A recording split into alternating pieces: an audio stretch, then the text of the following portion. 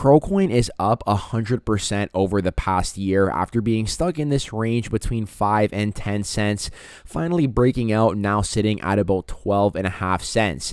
And in today's episode of the Everything Crypto Show, I want to break down one major upcoming catalyst in June that I believe could send this altcoin headed back towards the 20-cent area. Now, before we hop into the content, just a friendly reminder that I am not a financial advisor. I am simply here for your crypto news and entertainment purposes. And if you do enjoy the content, please consider hitting that sub and like button and turn that notification bell on so you can be notified when all of our latest videos go live on the channel. With that, we're going to get right into today's episode. So I do want to talk just generally about the altcoin market first. And the big thing is that exchanges have been told the SEC is leaning towards the approval of an Ethereum spot ETF.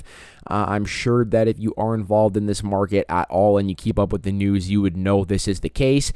And the reason I want to just mention this quickly is because what matters to Ethereum does matter to the rest of the altcoin market. And if Ether is going to get a spot ETF, I do believe this will spark the beginning of an Ethereum rally. And based on previous market cycles, these Ethereum rallies do then turn into the rest of the altcoin market rallying. And it kind of makes sense if you think about it. Like, the bull run generally starts with Bitcoin, which is the phase I believe we are just now leaving. I do think that Ether is set to take the lead from here for kind of like the second phase of the bull run, and then we see that liquidity and all the money made in Ethereum flow into the altcoin market. And one of the altcoins that I do believe will be a beneficiary of this is in fact going to be Crocoin. Now, Crow here is a mid cap. It's got a $3.3 billion market cap, ranked in 34th place. So, top 35 cryptos globally by market capitalization. And if this altcoin does move to the upside, as I am expecting it to, I do believe that it will climb in these rankings. And that's because aside from just the Ethereum ETF, there is also a Cronos specific catalyst that we've spoken about previously on the channel, but it is officially set to launch in the near future. I mean, as of right now, it's tentatively set for June of 2024. We'll see if that is the official date. But what we are talking about here is the Cronos ZK EVM Layer 2, or what I like to call the Cronos Hyperchain.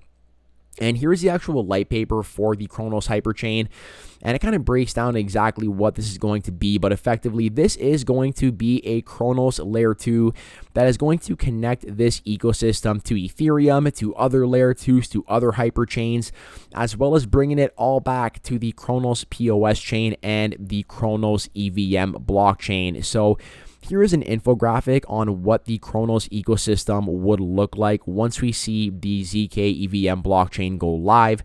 So effectively, we have the Cronos POS chain, and this is the layer 1. So if we actually go ahead and take a look at the Cronos POS Chain Explorer, this is where people go for the most part to actually stake their CRO and earn a nice 7.5% yield. As you can see, 9.719 billion CRO is staked at the moment, and with a circulating supply of 26.5 billion, that's over a third of all CRO coin in circulation being staked on this chain. And yeah, the yield is actually increasing here. It's at 7.88% at the moment. And I do really like looking at the Cronos POS chain because it does have an unbonding period, meaning that if you want to get your CRO back, you have to go through a 28-day waiting period. And I kind of use this as like a gauge for the long-term holder base because, stuff in crypto happens overnight. And if you are simply here trading, I highly doubt you are locking up your CRO and subjecting it to a 28-day unbonding period. So I do generally take the assumption that people staking their CRO on this chain are more than likely long-term holders. So to see this number increasing is always a good thing in my opinion, taking this altcoin off the buying and selling markets and having it locked up for that nice yield. Then you have the Cronos EVM blockchain, the layer 1. And this is also one that we have covered on the channel pretty frequently. If we go ahead and take a look here at DeFi Llama and take a look at all chains here by TVL, the Cronos chain has definitely fallen out of the top 10 where it used to be. I mean, it is not top 10 anymore. It is currently sitting in 16th place with 695 million in TVL.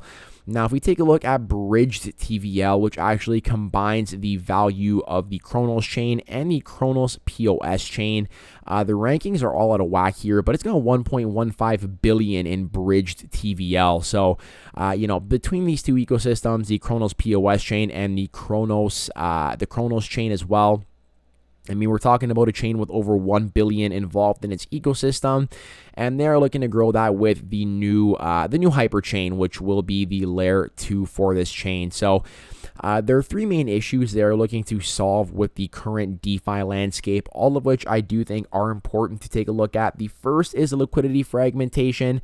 And they're looking to solve this through shared liquidity via trustless validating bridges. Complexity in yield generation, and the Cronos Hyperchain is looking to solve this with native yield-bearing assets, which is super interesting. We'll get into that in just a minute. And third, complex UX, they're looking to solve with native account abstraction, so effectively making the front end easier to operate with and dealing with, the transaction signing and the gas fees on the back end. So first of all, shared liquidity. I mean, they basically just talk about the Ethereum layer 1, all these other layer 1s, layer 2s, hyperchains. That does kind of spread the liquidity thin amongst all of them. And what the Cronos ZK EVM is looking to do is support the transfer of Ether and ERC20 tokens with plans to expand to ER721 and ERC1155 assets. And this is a fundamental aspect of the Hyperchain strategy to address market fragmentation and improve the overall DeFi experience. Now, yield-bearing assets, this one is super interesting to me. So in today's DeFi, assets such as ETH offer a 3 to 4% yield through staking on a layer 1. This earning potential is often lost when assets are locked in bridges and moved to layer 2 platforms like Optimism or Arbitrum. So within the Cronos Hyperchain, the native token Crow, along with ETH and various stablecoins, will basically inherently produce yield and accrue APY for holders. So to be more specific, instead of holding and trading Crow, ETH, and stables, Cronos ZK EVM users will have the option to bridge, hold, and trade the following yield-bearing assets. So ZK Crow, and this is going to be a yield-bearing version of Crow used as the protocol token on Cronos ZK EVM. ZK Crow is backed by Liquid Crow on the Cronos chain, which represents Crow staked on the Cronos POS chain. So effectively, you have Crow staked on Cronos POS. That is then locked up in L Crow on the Cronos chain, and that is going to support ZK Crow, which is going to be the native protocol token. So when you bridge your Crow over to the Cronos Hyperchain, you are automatically going to get ZK Crow, which will automatically be accruing interest. ZK ETH, similar deal, yield-bearing version of ETH backed by ETH committed to Ethereum's proof-of-stake protocol, similar to Vano's existing liquid ETH token, and ZK USD backed by investments into yield-generating lending protocols on the Ethereum mainnet. So for technical reasons, these coins will be available as auto-compounding tokens, meaning tokens whose value increases over time relative to the underlying cryptocurrency in order to reflect accumulated gains. So, just a quick example, let's say Crow coin was at 10 cents and the yield is 10%, which is not, it's 7.88, but let's say it was 10%. This means that after 1 year, your Crow coin would be worth 11 cents. Your ZK Crow would be worth 11 cents, while regular Crow would be worth 10 cents, assuming the price stayed flat, because that 11 cents versus 10 cents would reflect the 10% yield that ZK Crow is automatically compounding. Just making it a lot simpler for people to automatically earn that yield without having to go through the staking protocol. And then they talk about account abstraction as well, basically just making this tech more user-friendly and accessible. Now, as I said, this is set to launch at some point in June of 2024. I don't know exactly what it'll look like, what this thing is going to offer when it is launched. What I know is that a new layer 2 to potentially add more demand to the Crow coin ecosystem and the token itself, bring in new users, get more holders, potentially get more people, using the chain, which is a big one, right? Like the more people that transact on chain, the more you need Crow for gas. I do think that it could create a very interesting, price action scenario for this altcoin, which I do want to break down to wrap things up. So here I have a chart of Crow coin over the past 1 year. And the main thing that I do want to point out here is that I think this altcoin is making a very similar pattern to the one that it made previously. So, we saw here in October, it broke above the bull market support band, went on to rally about 140% up to 12.5 cents. Now from there, this altcoin pulled back to its bull market support band, bounced off of it as a level of support, went on yet again another 138% rally, and now here once again we have seen it moving to the downside and bouncing off of its bull market support band. So a pretty textbook, copy paste of what we saw here the first time. And if it does play out the same way that it did play out the first time, I'm not saying it has to, I'm saying that it potentially could. Let's take a look at what it would take to get us up to 20 cents. So 20 cents would be about a 61% move, less than half of the move that we saw here. However, if we take a look at a 5-year chart for this altcoin, 20 cents has proven to be a pretty strong area of resistance. So I do think that it would potentially act as some sort of resistance here on its way back to the upside.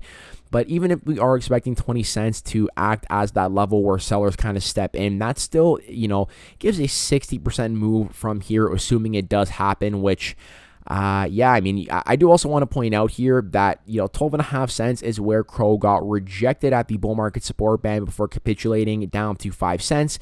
And now we are back here testing it as support. To me, this looks like a very strong backtest of prior resistance, flipping it into support with a continuation of this move to the upside. So on that note, let me know in the comments down below what you think. I hope you all enjoyed the content in today's video. I hope you are all staying happy, safe, and healthy, and I hope to catch you in the next one. Peace out for now.